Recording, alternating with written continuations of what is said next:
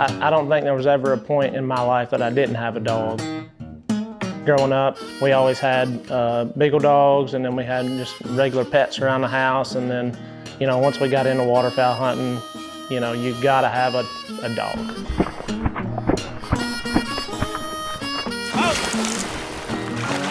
My next door neighbor, when I was a kid, his son and me were really, really good friends, and he took me on my first duck hunt. Just I can see the ducks when they finish for the first time right now in my mind.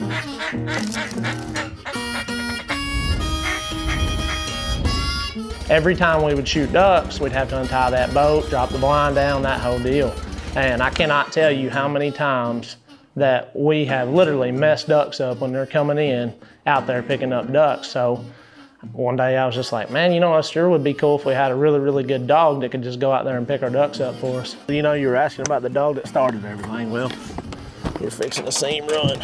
Bo is my first dog that I've ever trained. I didn't even know anything about training dogs or anything like that when I first got Bo. I was just a young 20-year-old kid that really wanted a really good hunting dog and didn't have any money to pay somebody to do it. So yeah, I mean, I just got lucky. You know, you spend a lot of time with an animal, and they tend to do things for you, not for them. Bo.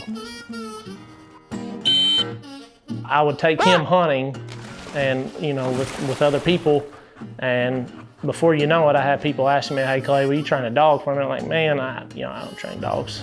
I was, you know, working at a factory, mowing grass on the side and training my own dog, and then I was like, well, I really don't feel like mowing grass all summer long anymore, so I'll just, I picked up a few dogs, and that was kind of how this deal got going.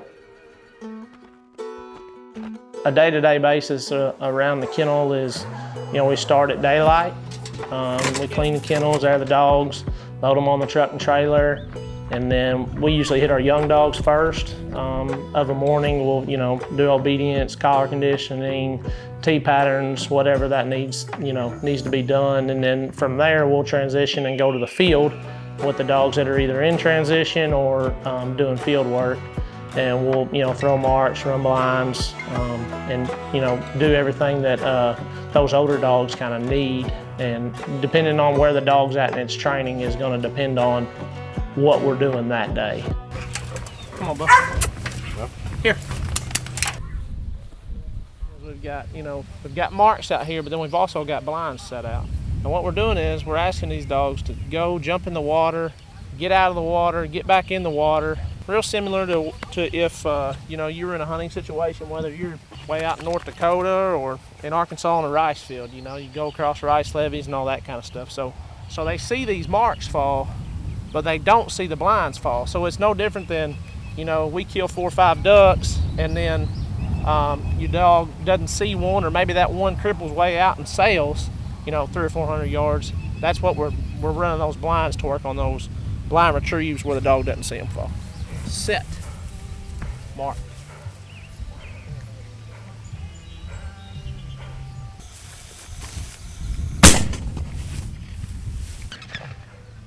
Days.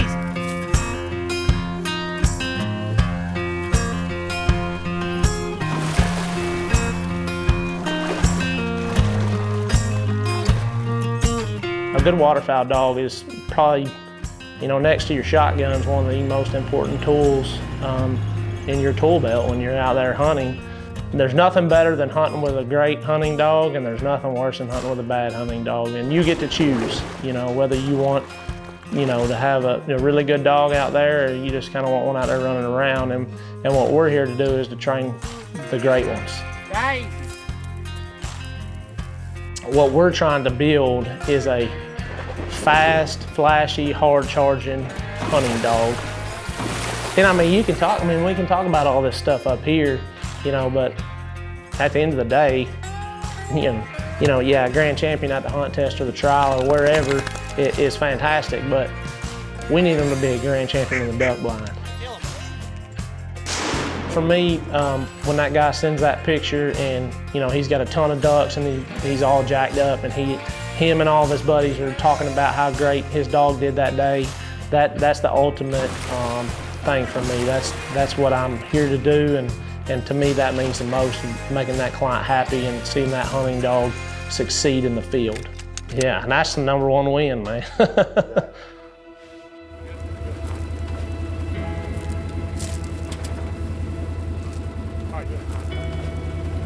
A dog's last hunt is not supposed to be at 8 years old.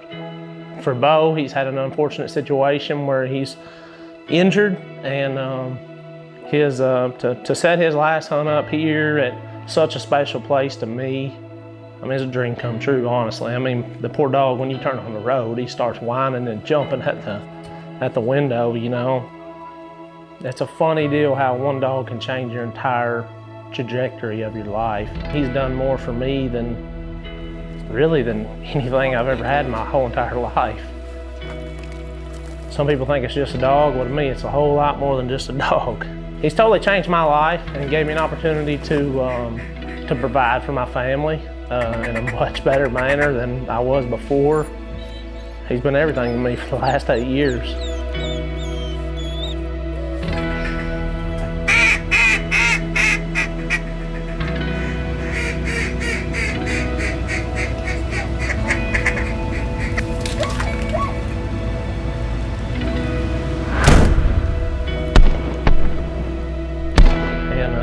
His last duck that he picked up was a banded duck, and it's going to be hanging on a dead mount with a strap full of 3 other mallards and a picture of he and I, and with that band on it. So it's man, it's something I'll remember that forever. And you know, he's my first hunting dog, so yeah. To make a man's best friend. And for someone to trust you to do that, right? For you to build him his best friend and his best buddy in the duck hunt blind is a very, very special thing. And it's not something that I take lightly. But again, I go back to that text message or that phone call. I mean, that's everything. Yeah, I mean, it's such a special thing to make a man's best friend for him. And I'm blessed every day to get to do what I love. It's a whole lot more than just a job. This is what I love to do every single day.